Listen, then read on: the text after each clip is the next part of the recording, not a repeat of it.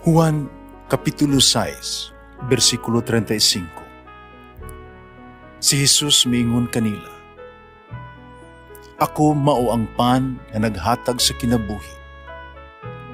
Ang muari kanako dili nagayod gutomon, ug ang mutuo kanako dili nagayod uhawon." Pan sa kinabuhi. Maglikon unta sa mong pagtuo, ug gagaka kami sa pagtuman sa imong mahal nga kasuguan. Ang ginawa na kaninyo. Santos nga Ebanghelyo sumala ni San Lucas. Pagkalaot kanimo Corazin, pagkalaot kanimo Betsaida. Kaya daghan kaayo mga milagro nga ipakita kaninyo. Kaya kung ang mga milagro ipakita kaninyo, nagpakita pa dito sa Tiro o sa Sidon, dugay na sila ang nagbasol ang katawhan dito. O naglingkod unta sila sa abo, o nagsulob og bisting sako sa pagbasol. Mas mapailubon pa ang Diyos ngadto sa Tiro sa Sidon kay kaninyo sa adlaw sa hukom. O ikaw, Kafarnaum, mibayaw ka kaha nimo sa imong kaugalingon ngadto sa kahitasan, itambog ka hinuon ngadto sa dapit sa mga patay. Ang minaw kaninyo, uminaw kanako. Ang magsalikoy kaninyo, magsalikoy sa kanako. O magsalikoy kanako, nagsalikoy kaniya nga nagpadala kanako. Ang Ebanghelyo sa Ginoo. Pasalamati ang Ginoo kay siya maayo, ang iyang gugma mulungtad hangtod sa kahangturan. Pasalamati ang Diyos sa tanang mga Diyos, ang iyang gugma malungtaron.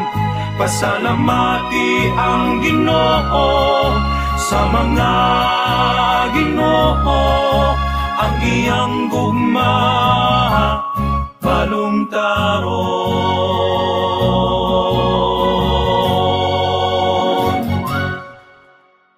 Kung mga basa ang Ebanghelyo ka ng adlaw, hindi kita mapakis sa pangutana. Kung ngano kinahanglang silutan ang Corazin o Betsaida.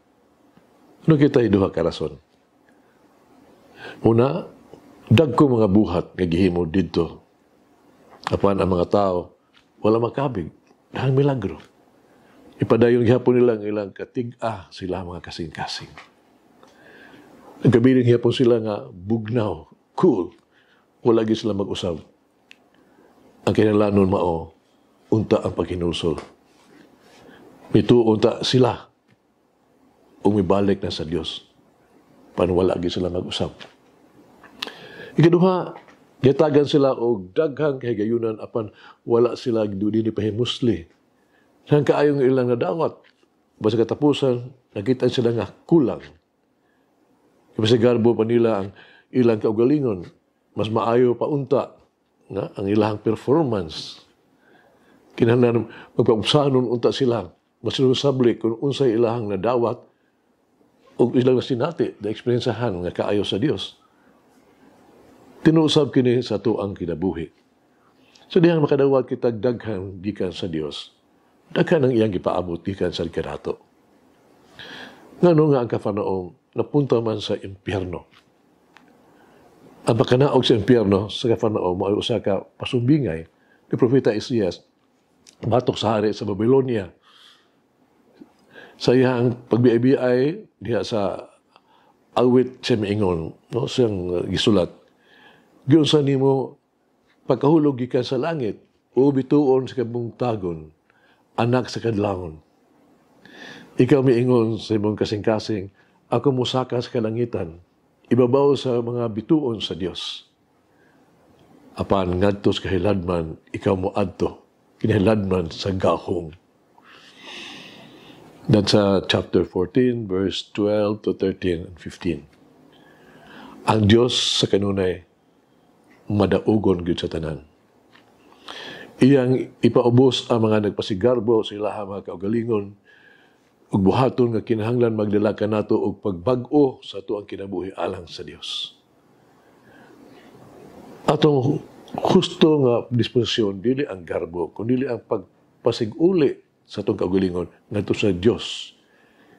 Kana nga mabalos siyang kaayo nga di kanato, pinagis paghinulsol, pinagis pagsalig ngadto sa Dios, pinagis pag-alagad sa iyang katawhan nan alaw to sab kita.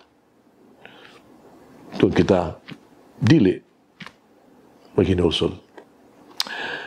Doon ang istorya sa kinabuhi ni San Hannibal Maria de Francia na nagtugod sa Rogationist Fathers Congregation. Nagmitiner og mga serbisyo sa mga kabos, sa ilo, sa mga sinalikway, nga nagserbisyo siya ng Jesus mismo. Mao kini gisulti gikan sa iyang kasinatian. Usa ka adlaw na matikdan niya ang usa ka bata, luspal kaayo. Gibungutana ni Hannibal, nasadan niya na wala katulog ang bata tungod sa daghang lamok. Diya dayon gihangyo.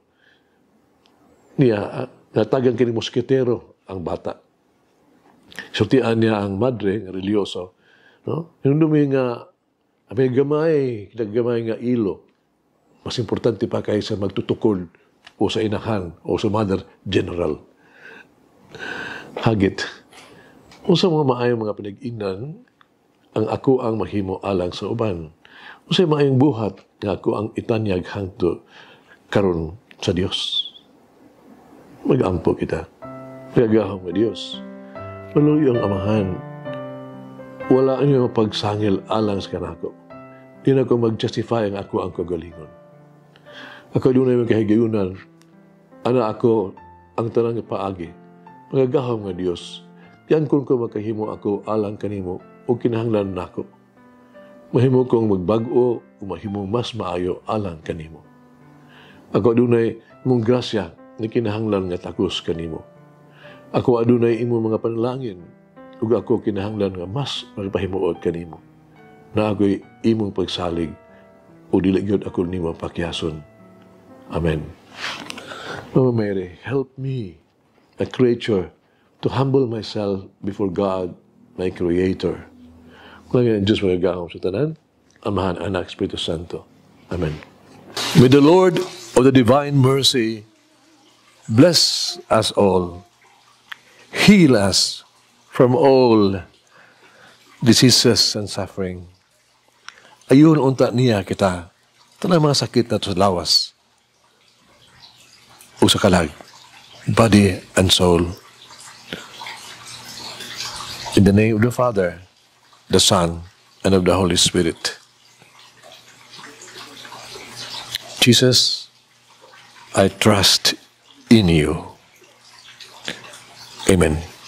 Whoever eats the bread of life will never hunger, says the Lord. Kay galaan inyong nabati ang pagpaambit ug hamubong pamalandong sa pulong sa Dios pinaagi sa tulumanon. Pan sa kinabuhi nga gidumala ni Monsignor Daddy Selva. Hangtod na usab sa sunod higayon, daghang salamat.